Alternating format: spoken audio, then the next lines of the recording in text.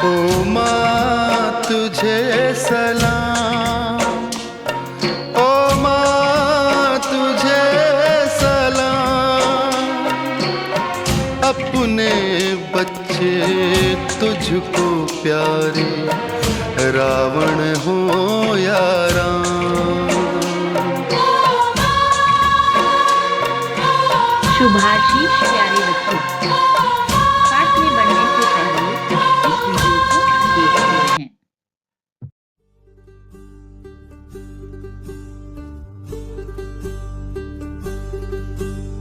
होरी चिड़ैया नन्ही सी चिड़िया, अंगना में फिर आजा रे। होरी चिड़ैया नन्ही सी चिड़िया, अंगना में फिर आजा रे। अंधियारा है घना और लहू से सना, किरणों के तिनके अंबर से चुनके, अंगना में फिर आजा रे।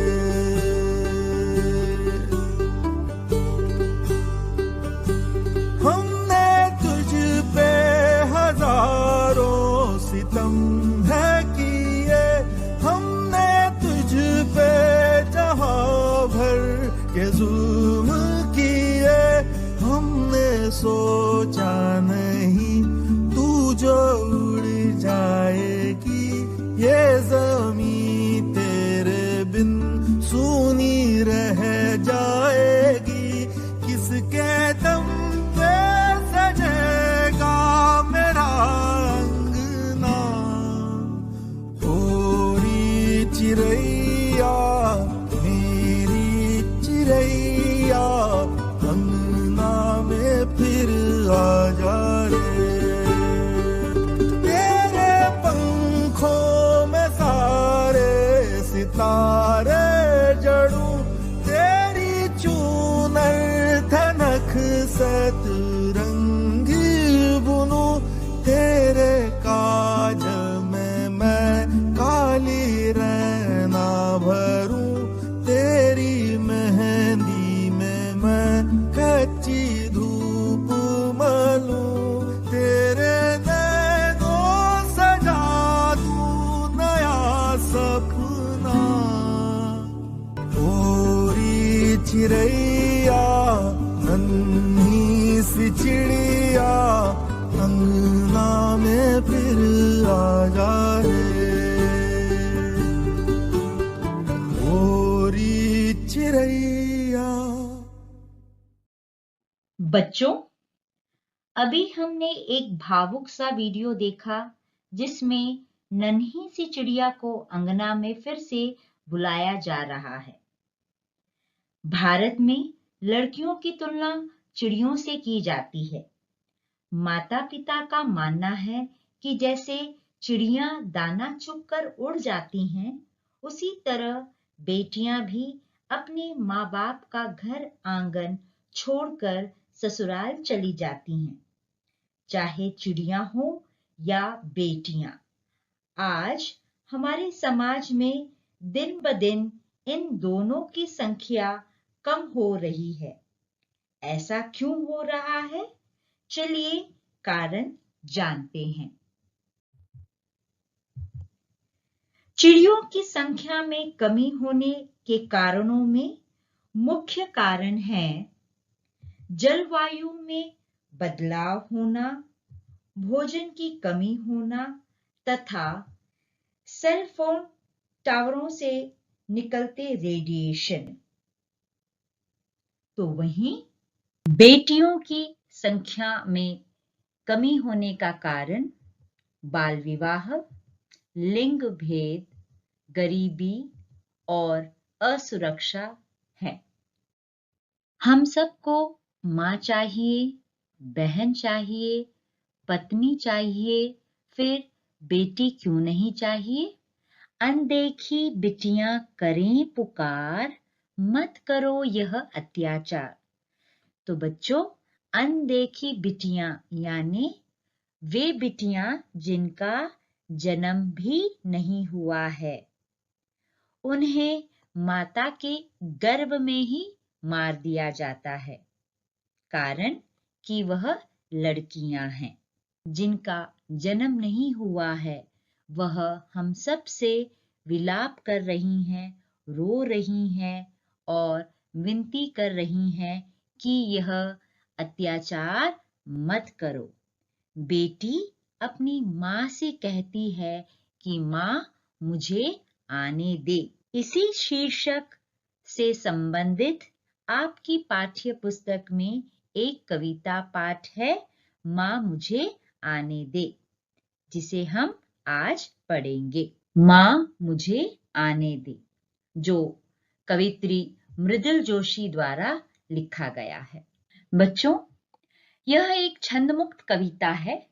इसमें प्रत्येक पंक्ति कविता विषय के इर्द गिर्द घूमती रहती है। सटीक और प्रभावशाली शब्दावली ऐसी कविताओं की पहली मांग होती है, यानी कविता पूरे एक विषय को लेकर ही आगे बढ़ती है। छात्रों को छंदमुक्त कविताओं से परिचय करवाना, लिंग भेद और भ्रूण हत्याओं का विरोध करना तथा बालिका शिक्षा की प्रेरणा देना इसका मुख्य उद्देश्य है। कविता को जानने से पहले क्यों ना हम कवयित्री मृदुल जोशी जी का व्यक्तित्व एवं कृतित्व जान लें।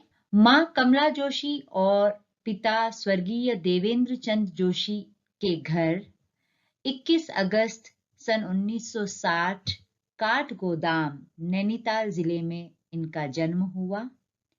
इनकी प्रारंभिक शिक्षा मुरादाबाद और काठगोदाम में ही हुई तथा इनकी उच्च शिक्षा हल्द्वानी में हुई। सन 1992 में इन्होंने अपना शोध कार्य यानी पीएचडी कुमाऊं विश्वविद्यालय नैनीताल से पूरी की तथा इनका विवाह 28 अप्रैल सन 1993 को डॉक्टर सुनील जोशी जी के साथ संपन्न हुआ। गंगा मासिक पत्रिका की यह उप संपादक रही हैं। गुरुकुल कांगड़ी विश्वविद्यालय में प्रोफेसर के रूप में अपनी सेवाएं प्रस्तुत कर रही हैं। इनकी चर्चित रचनाएं हैं समकालीन हिंदी कविता में आम आदमी, गुम हो गए अर्थ की तलाश में, शब्दों के क्षितिज से और इन दिनों। बच्चों, माँ मुझे आने दे कविता इन दिनों शीर्षक में से ही ली गई है। इन्हें कई सम्मानों से सम्मानित किया गया। 2007 में सारस्वत सम्मान, 2013 समेरु सम्मान, सृजनश्री सम्मान, हिंदी गौरव सम्मान, सन 2014 में शिवानी साहित्य सम्मान और 2017 में साहित्य भूषण सम्मान। चलिए उन्हीं के द्वारा इस कविता का वाचन सुनते हैं। एक अजन्मा बिटिया का मार्मिक संबोधन मेरी इस कविता में माँ मुझे आने दे। माँ मुझे आने दे, डर मत आने दे, फैलूंगी तेरे आंगन में हरियाली बनकर, लिपटूंगी तेरे आंचल में खुशबू बनकर, मेरी किलत और ठुमुक्त कदमों से घर का सन्नाटा बिखर जाएगा जो पसरा है पिता के दंभ और भाई की उद्दंडता के कारण सदियों से। पोंछ दूंगी अंधेरा जो तेरी माथे के सिलवटों में सिमटा है, कभी कभी झर जाता है ओस की बूंदों सा आंखों की कोरों से। आने तो दे, आने तो दे, धुल जाएगा सारे का सारा रूखीला एहसास, अकड़ीला मिजाज जो पसरा है सारी की सारी दीवारों, बंद दरवाजों, खिड़कियों में। तेरी आंखों में तैरते समंदर ये आसमान के अक्स मैंने देख लिए हैं माँ। माँ मैं जा सकती हूँ दूर पार उस झिलमिलाती दुनिया में, ला सकती हूँ वहां से चमकीले टुकड़े तेरे सपनों के, समुंदर की लहरों की थपेड़ों से ढूंढ सकती हूँ मैं मोती, सीपी और नाविकों के किस्से। कर सकती हूँ माँ मैं सब कुछ, कर सकती हूँ माँ मैं सब कुछ, जो रोशनी सा चमकीला, रंगों सा चटकीला हो। पर आने तो दे, डर मत माँ, आने दे माँ, मुझे आने दे, डर मत आने दे। बच्चों, आज हमने इस पाठ से यह सीखा। माँ मुझे आने दे छन्मुख कविता है। लिंग भेद और भ्रूण हत्या सामाजिक विषमताएं हैं जिनका हमें डटकर विरोध करना चाहिए। कवयित्री मृदुल जोशी के व्यक्तित्व एवं कृतित्व के बारे में जाना, लड़कियों के महत्व के बारे में जाना। बच्चों, अब है बारी क्रियाकलाप की। दिए गए प्रश्न को आप अपनी नोट बुक में लिख लेंगे और इसका उत्तर देंगे। कवयित्री मृदुल जोशी अपनी कविता माँ मुझे आने दे द्वारा हमें क्या संदेश देना चाहती हैं?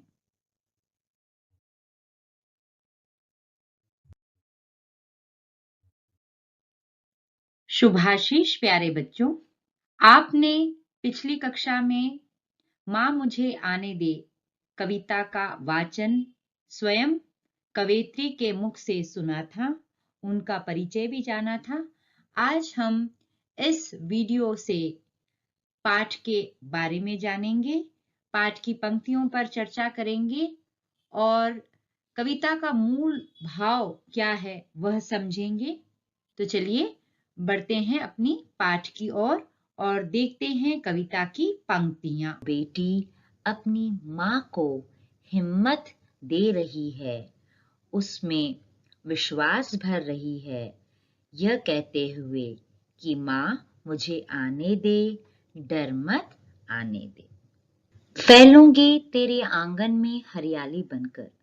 आगे लड़की यानी अजन्मी बेटी अपनी माँ से कहती है कि माँ मैं तेरे जीवन रूपी आंगन में हरियाली बनकर फैलूंगी। बच्चों, आंगन घर का वह हिस्सा जहाँ पर आपको बहुत सारे पौधे, सुंदर सुंदर फूल दिखाई दे रहे हैं, इस स्थान को ही हम आंगन कहते हैं। और हरियाली का अर्थ होता है हरे भरे पेड़ पौधों का समूह, यानी जहाँ बहुत सारे हरे भरे पेड़ पौधे होते हैं वहां पर हमें हरियाली दिखती है, सारा कुछ हरा हरा दिखता है। लेकिन यहाँ पर हरियाली खुशहाली या प्रसन्नता का प्रतीक है। लड़की का यह कहना है कि जब मैं तेरे जीवन में आऊंगी या जब मैं तेरे घर में जन्म लूंगी, तब मैं बहुत सारी खुशी, बहुत सारी प्रसन्नता अपने साथ लेकर आऊंगी। लिपटूंगी तेरे आंचल में खुशबू बनकर। बच्चों, लड़की माँ के आंचल में खुशबू बनकर लिपटना चाहती है। आप देख रहे हैं चित्र में, यहाँ पर यह लड़की लिपटी हुई है ना, इसे हम लिपटना कहते हैं। तो लड़की माँ के आंचल, आंचल साड़ी का वह भाग जो ऊपर से नीचे की ओर गिरता है, तो लड़की माँ के आंचल में खुशबू यानी सुगंध बनकर लिपटना चाहती है। आप समझ ही गए होंगे कि लड़की अपने जीवन से तथा अपनी माँ से कितना प्रेम करती है। मेरी किलक और ठुमकते कदमों में। किलक, किलक का अर्थ होता है किलकारी या हर्ष ध्वनि। बच्चे हंसते हुए एक आवाज निकालते हैं, उसे ही हम बच्चों की किलक कहते हैं। और ठुमकते कदम, ठुमकना यानी मटक मटक कर चलना। छोटे बच्चे अक्सर ठुमकते हुए ही चलते हैं। तो लड़की कहती है मेरी किलक और ठुमकते कदमों में घर का सन्नाटा बिखर जाएगा। तो लड़की मानती है कि जब वह जन्म लेगी तो उस घर का सन्नाटा, सन्नाटा का अर्थ होता है खामोशी, तो वह दूर हो जाएगी। कैसे? हाँ, उसकी किलक और ठुमकते कदमों से।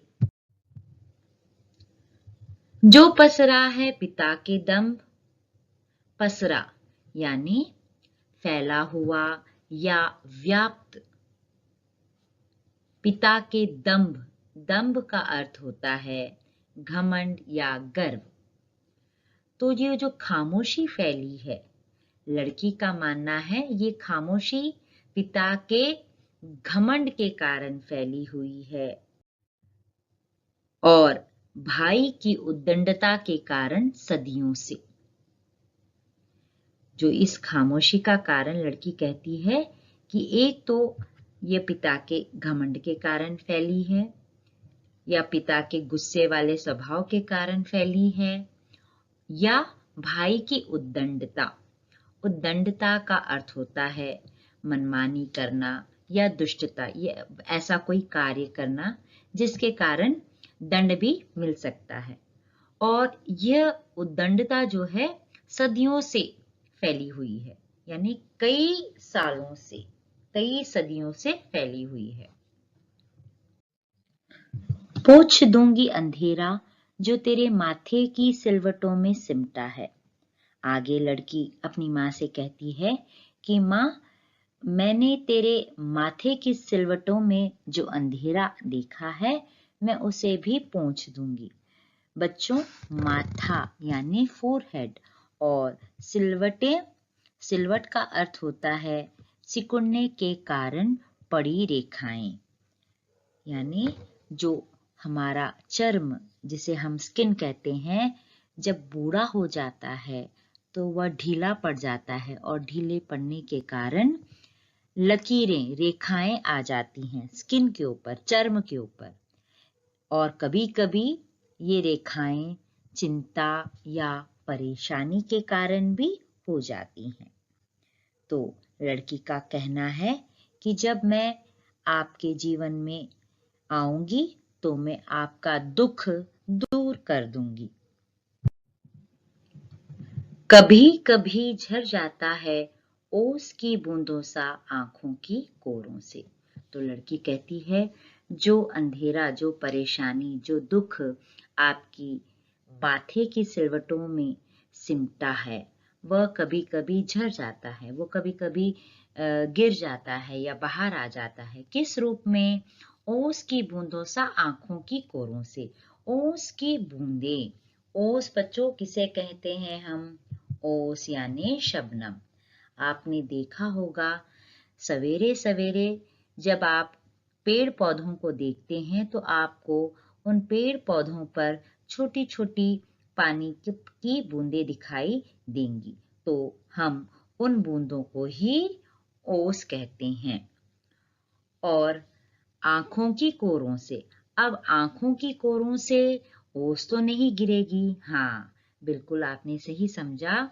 यहाँ पर माँ के आंसुओं की तुलना, यहाँ पर माँ के आंसुओं की तुलना जो है ओस से यानी शबनम से की गई है। तो लड़की अपनी माँ के आंसुओं को बहुत ही अनमोल मानती है और वह कहती है कि जो आपका दुख है वह ओस की बूंदों के जैसे आंखों से बाहर आ जाता है। कोर, कोर यानी किनारा। देखिए यहाँ पर आपको यहाँ पर आंखों का किनारा दिखाई दे रहा है। इस भाग को हम किनारा कहते हैं। तो ये बूंदें आंखों की कोरों से गिर जाती है।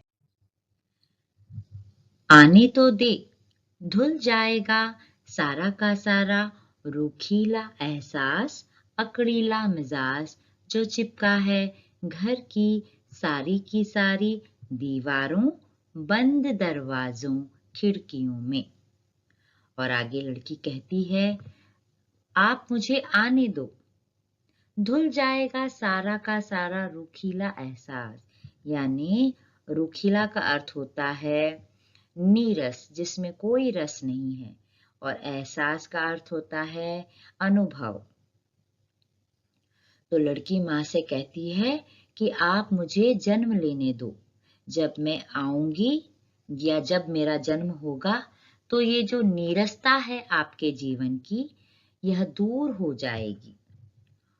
अकड़ीला मिजाज जो चिपका है घर की सारी दीवारों, बंद दरवाजों, खिड़कियों में, और जो ये अकड़ीला मिजाज यानी घमंड भरा मिजाज, बच्चों मिजाज का अर्थ होता है स्वभाव, जो एक अकड़ वाला स्वभाव है, जो घर की दीवारों में और खिड़कियों में सिमटा है या चिपका हुआ है, उसको भी मैं दूर कर दूंगी। तेरी आंखों में तैरते ये समुंदर, ये आसमान के अक्स मैंने देख लिए हैं माँ। बेटी आगे माँ से कहती है कि मैंने तेरी आंखों में समुंदर को देखा है माँ, और आसमान के अक्स मैंने देख लिए हैं माँ। आसमान आप जानते ही हैं, आकाश को कहते हैं। अक्स का अर्थ होता है परछाई। माँ, जा सकती हूँ मैं दूर पार उस झिलमिलाती दुनिया में, ला सकती हूँ वहां से चमकीले टुकड़े तेरे सपनों के। लड़की अजन्मी बिटिया अपनी माँ से कहती है कि माँ, मैं दूर पार उस झिलमिलाती दुनिया में जा सकती हूँ। झिलमिलाती यानी चमकती हुई दुनिया। आप देख ही रहे हैं स्क्रीन पर बच्चों, तारों को चमकते हुए। यह झिलमिलाती दुनिया, यह आकाश की दुनिया ही है। लड़की कहती है, मैं उस झिलमिलाती दुनिया से ला सकती हूँ चमकीले टुकड़े तेरे सपनों के। यानी लड़की माँ को यह समझा रही है, यह हिम्मत दे रही है कि माँ, जो सपने तुमने देखे थे और शायद वह पूरे भी ना हुए हों, लेकिन मैं तुम्हारे द्वारा देखे गए सपनों को भी पूरा कर सकती हूँ। जी हाँ बच्चों, ऐसी ही हमारे देश की दो बेटियां जिन्होंने इस झिलमिलाती दुनिया को भी पार कर लिया। जी, कल्पना चावला और सुनीता विलियम्स, और ये सफल भी हुई। और इसी तरह लड़की भी कहती है कि मैं भी ऊंचे से ऊंची ऊंचाइयों को छू सकती हूँ, उसके पार जा सकती हूँ। यानी उसके लिए ऐसा कोई कार्य मुश्किल या कठिन नहीं है। समुंदर की लहरों के थपेड़ों में ढूंढ सकती हूँ मैं मोती और सीपी और नाविकों के किस्से। समुंदर की लहरें, बच्चों आपको समुंदर की लहरें स्क्रीन पर दिखाई दे रही हैं। तो जब ये लहरें समुद्र में उठती हैं तो ये अपने साथ सब कुछ समेट लेती हैं, यानी इनका बहाव इतना जोर से होता है कि ऐसा लगता है मानो ये हमें थपेड़ रही हैं, हमें थप्पड़ मार रही हैं।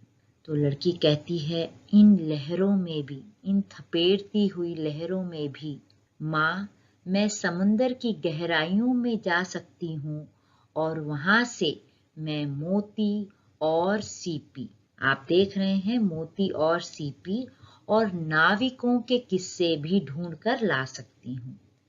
नाविक यानी नाव चलाने वाला व्यक्ति।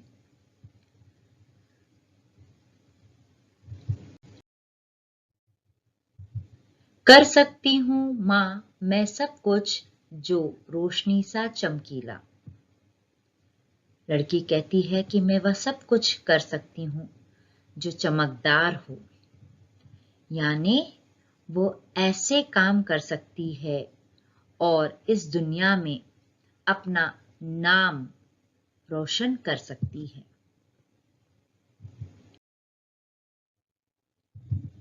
रंगों सा चटकीला हो, पर आने तो दे।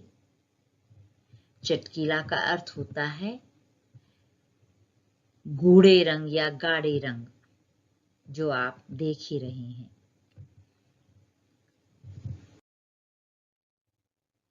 डर मत माँ, मुझे आने दे।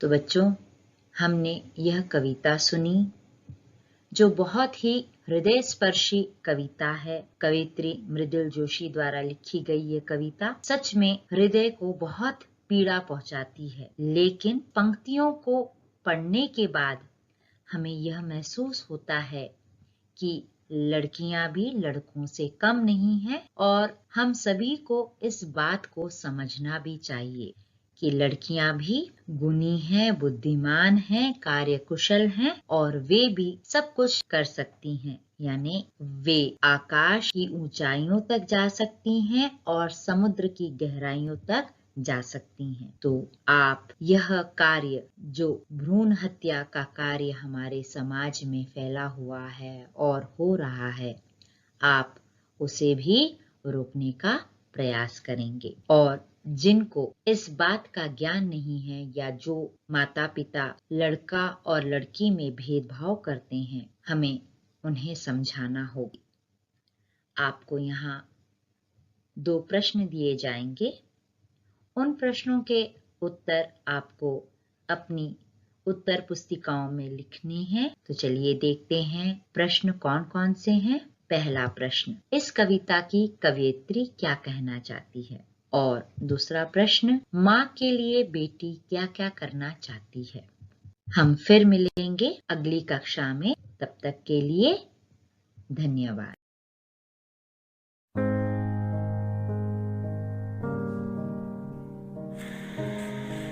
सीखने के प्रतिफल। प्रस्तुत वीडियो पाठ को देखने के पश्चात छात्र उपसर्ग की जानकारी प्राप्त करते हैं, प्रत्यय किसे कहते हैं इससे परिचित होते हैं तथा भाववाचक संज्ञा की जानकारी प्राप्त करते हैं। शुभाशीष प्यारे बच्चों, जरा इन शब्दों को पढ़िए तो, और हाँ, अर्थ भी बताने की कोशिश करना। पहला शब्द है मान। इसका अर्थ इज्जत यह होगा। दूसरा शब्द हार। इसका अर्थ माला या पराजय ऐसे लिया जा सकता है। तीसरा शब्द है देश। देश, इसका अर्थ वतन ऐसा हम ले सकते हैं। चौथा शब्द है पढ़। पढ़ यानी पढ़ना। बहुत अच्छे। अब जरा इन शब्दों को भी तो पढ़िए। अपमान, आहार, विदेश, अनपढ़। अब आपने देखा होगा कि पहले जो शब्द हम पढ़े थे उनमें कुछ अन्य शब्दांश जोड़ दिए हैं और जोड़ने के बाद उसका जो पहले वाला अर्थ था उसमें या तो परिवर्तन हुआ है या फिर विशेषता आई है ना?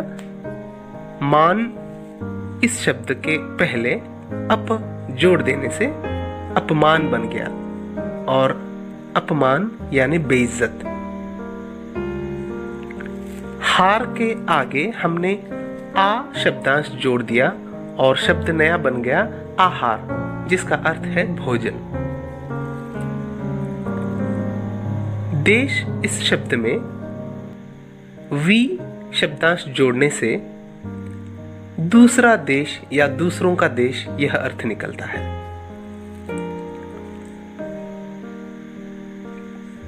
पढ़ शब्द में अन शब्दांश जोड़ने से अनपढ़ बन गया और उसके अर्थ में परिवर्तन आ गया। क्या कोई बता पाएगा कि जो मूल शब्द होते हैं उससे पहले जुड़ने वाले शब्दांशों को क्या कहते हैं? इन्हें उपसर्ग कहते हैं। तो चलिए उपसर्ग की परिभाषा देखते हैं। उपसर्ग वे शब्दांश हैं जो मूल शब्द के पहले जुड़कर उसके अर्थ में परिवर्तन या विशेषता लाते हैं। उदाहरण के लिए निडर, हर दिन, बेचैन, अतिथि, अनुवाद। इनमें निडर शब्द में मूल शब्द डर है और उपसर्ग नी, और नया शब्द बनेगा निडर। इसी तरह हम अन्य उदाहरणों में भी मूल शब्द और उपसर्ग दोनों को देख सकते हैं, है ना बच्चों? हाँ, बहुत खूब। प्यारे बच्चों, अब जरा इन शब्दों पर ध्यान दीजिए। चाय, इस शब्द के अंत में हम वाला यह शब्दांश जोड़ देते हैं, ठीक है ना? और एक नया शब्द बनेगा चाय वाला, है ना? दूसरा शब्द देखते हैं, कला। इसके अंत में जोड़ेंगे कार और बनेगा कलाकार। तीसरा शब्द है दक्षिण और इसके अंत में हम जोड़ेंगे आ, और यह क्या बनेगा? हाँ, दक्षिणा। चौथा एक शब्द देखते हैं, सरकार, और इस शब्द के अंत में हम जोड़ेंगे ई और नया शब्द बनेगा सरकारी, है ना? मूल शब्द और उसके अंत में एक नया शब्दांश जोड़ देने से उसमें उसके अर्थ में परिवर्तन आ गया है ना? अब देखिए, मूल शब्द के पहले जुड़ने वाले शब्दांश को उपसर्ग कहते हैं, इसे तो हमने जाना है। अब मूल शब्द के अंत में जुड़ने वाले शब्दांश को क्या कहते हैं? कोई बता पाएगा बच्चों? हाँ, इसे प्रत्यय कहते हैं। शाबाश। चलिए प्रत्यय की परिभाषा देखते हैं। प्रत्यय वे शब्दांश हैं जो मूल शब्द के अंत में जुड़कर उसके अर्थ में परिवर्तन या विशेषता लाते हैं। जैसे श्रम, इसके अंत में इक प्रत्यय जोड़ने से बनेगा श्रमिक। रंग, यह मूल शब्द है, इसके अंत में यदि हम ईला प्रत्यय जोड़ते हैं तो एक नया शब्द बनेगा रंगीला, और इसका अर्थ रंग के अपेक्षा परिवर्तित होगा। भारत, इस मूल शब्द के अंत में यदि ईय यह प्रत्यय जोड़ते हैं तो एक नया शब्द बनेगा भारतीय, है ना बच्चों? बहुत खूब। प्यारे बच्चों, जरा इन शब्दों पर गौर कीजिए तो। सुंदरता, हरियाली, अपनापन, गरीबी, वीरता,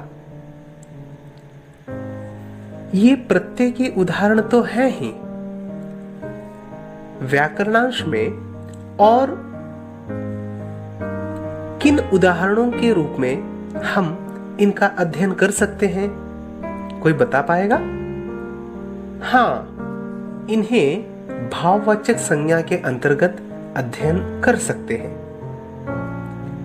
आपको तो पता होगा ही कि जिन संज्ञा शब्दों से हमें किसी भाव, दशा या अवस्था का पता चले उसे भाववाचक संज्ञा कहते हैं। जैसे ऊंचाई, ईमानदारी, निकटता, लिखावट, सफलता इत्यादि। भाववाचक संज्ञाओं को हम महसूस कर सकते हैं, इन्हें नापा तोला नहीं जा सकता। शब्द के अंत में प्रत्यय लगाने से भाववाचक संज्ञाएं बनाई जाती हैं। चलिए भाववाचक संज्ञा के कुछ उदाहरण इन वाक्यों के द्वारा समझते हैं। एक वाक्य है, संजय की लिखावट सुंदर है। यहां पर लिखावट संज्ञा शब्द लिखना के भाव को प्रकट कर रहा है। इसी प्रकार दूसरा एक वाक्य है, भारतीय सभ्यता सर्वश्रेष्ठ है। यहाँ पर सभ्यता शब्द सभ्य का भाव व्यक्त कर रहा है, अतः यह एक भाववाचक संज्ञा है।